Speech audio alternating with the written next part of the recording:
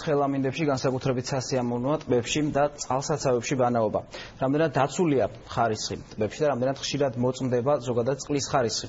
ამ თემაზე ჩვენ ახლა პირდაპირ ეთერში გარემოს დაცვისა და ბუნებრივი რესურსების სამინისტროს გარემოს ეროვნული სააგენტოს გარემოს დაბინძურებისა და მონიტორინგის დეპარტამენტის უფროს მარინა არაბიძეს ვესაუბრებით. მოგესალმებით ხალბატონო მარინა, მადლობა რომ მონაწილეობთ გადაცემაში. მოგესალმებით. მაყურებელი რომ არ დავაბნიოთ, მოდი დავიწყოთ პირდაპირ ტბებზე საუბრით. რამდენად შეესაბამება ხარისხი და რამდენად დაცულია ეს ადამიანი, ვინც ბანაობს ტბაში. ბატონო, მოგახსენებთ, გარემოს დაბინძურების მონიტორინგის დეპარტამენტი აწარმოებს ტბებზე კვლევებს, მოდით ჯერ ქალაქ თბილისზე ვისაუბრეთ და შემდეგ სხვა ტბებზეც მოგახსენებთ. ჩვენ ვიკვლევთ ქალაქ თბილისში საბანაო პერიოდში, საბანაო სეზონის დროს მაისიდან სექტემბრის ჩათვლით თბილისის ზღვას, კუს და ლისის ტბებს. ძირითადად ჩვენ ვაწარმოებთ ქიმიური და მიკრობიოლოგიური დაბინძურების მონიტორინგს. აქვე მინდა ხაზგასმით აღვნიშნო, რომ რა თქმა უნდა არ არის ჩვენი კომპეტენცია და დაავადების გამომწვევ სხვადასხვა მაჩვენებლების კვლევა ჩვენთან არ მიმდინარეობს. რაც შეეხება ქიმიური დაბინძურების კუთხით, მე შემიძლია გითხრათ, რომ სინჯების აღება ხდება თვეში ერთხელ და აი ამ სეზონის მანძილზეც რაღაცები სულ დარღვევა არ გაფიქსირებული, ანუ ეს ყველა პარამეტრი ძირითადად ნორმის ფარგლებში ჯდება. საქართველოს სხვა ტბებთან დაკავშირებით მინდა გითხრათ, რომ ჩვენ წლევანდელ მონიტორინგის გეგმაში დავამატეთ კიდევ რამოდენიმე ტბა. ეს არის საღამოს ტბა, ხანჩალის ტბა, ფარავანი, ასევე ვიკვლევთ ჯანდარის ტბას, რომელიც იყო საქართველოს ფინეთის პროექტის ფარგლებში, საქართველოს წყლები. ეს ტბა მოგეხსენებათ მნიშვნელოვანია, იმიტომ რომ მას აზერბაიჯანთან სასაზღვრო ზოლშია განთავსებული და ეს ორივე მხარისათვის მნიშვნელოვანია დამატებული ამ ტბის კვლევა და ასევე ხდება პალიასტომის ტბის კვლევები. სხვადასხვა სიხშირით. რა განსხვავებაა ზოგადად აი რეგიონში არსებულ ტბებსა და იგივე ცენტრალურ დიდ ქალაქებში არსებულ ტბებს შორის? არის თუ არა ხარისხში სხვაობა?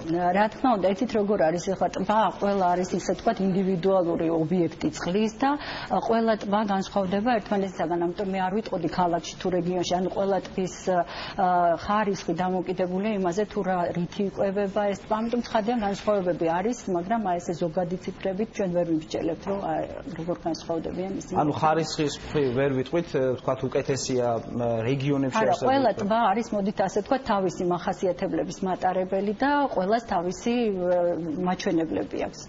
რაც შეეხება საყოფაცხოვრებო ნარჩენებს, ხშირად არის, რომ იგივე ტბებში, წყალსაცავებში საყოფაცხოვრებო ნარჩენები იყრება.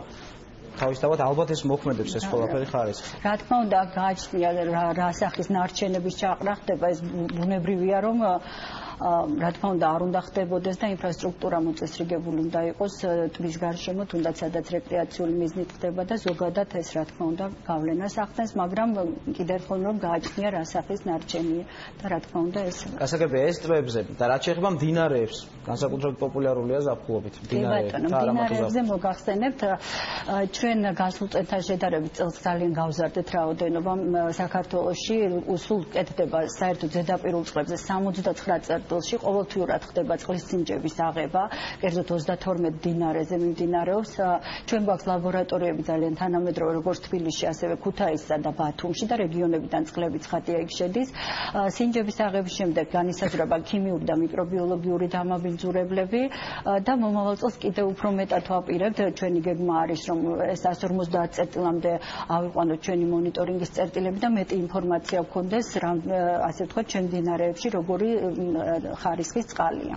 გასაგებია, ალბათ საინტერესოა როგორ ხდება უშუალოდ აი ამ სინჯების აღება, თქვა ნაპირთან იღებთ ამ წყლებს თუ უფრო სიღრმეში გადიხართ? ხადი ამას აქვს თავისი მეთოდიკები, ყველა წერტილს რა თქმა უნდა არის საერთაშორისო ჩვენ პირადად ვხმობთ ჩვენი ლაბორატორია საერთაშორისო სტანდარტებით, დადგენილი მეთოდიკებით, ანუ ყველაფერი მომზადებული ხდება ისე როგორც საჭიროა, ჭურჭელი დაცული უნდა იყოს ტემპერატურა, ანუ ცივად უნდა იყოს სინჯი გადატანილი ლაბორატორიაში, ადგილზე განისაზღვრება ხომ გვაქვს პირველი დღის ხელსაწყოები, კომპონენტები, რომლებიც იცვლება ტრანსპორტირებისას, მაგალითად ჯანგბადი ადგილზე განისაზღვრება, ივსება შესაბამისი ოქმები, გადატანა ხდება ლაბორატორიაში და ლაბორატორია იძლევა საბოლოო დასკვნას, რა თქმა უნდა. თქვენ საერთაშორისო სტანდარტები ახსენეთ, საინტერესო ასოცირების ხელშეკრულების ხელმოწერის შემდეგ გვაქვს გარკვეული ვალდებულებები გარემოს დაცვის კუთხითაც. რა ხდება ამ მიმართულებით, თუ გვაქვს ერთგვარი წინსვლა? დიახ, ძალიან მნიშვნელოვანია ეს საკითხი ჩვენთვისაც, რა თქმა უნდა, ევროკავშირთან ასოცირების ხელშეკრულებაში ჩადებულია წყლის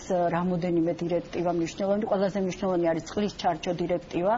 მინდა გითხრათ, რომ რამოდენიმე პროექტი მიდიოდა ევროკავშირის დახმარებით და ჩვენ პირველი ნაბიჯები, ასე ვთქვათ, უკვე გადადგმული გვაქვს, რომ წყლის მონიტორინგი მთლიანად შეიცვალოს ისე, როგორც ეს მოითხოვება ევროკავშირის წყლის დირექტივებით.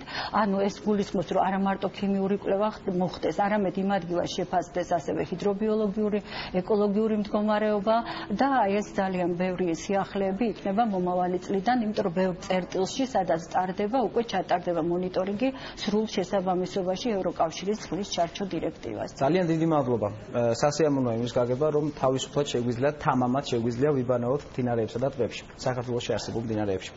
გარემოს დაცვისა და ბუნებრივი რესურსების სამინისტროს, გარემოს ეროვნული სააგენტოს, გარემოს დაბინძურებისა და მონიტორინგის დეპარტამენტის უფროსი მარინა არაბიძე პასუხობდა ჩემს შეკითხვებს პირდაპირ ეთერში.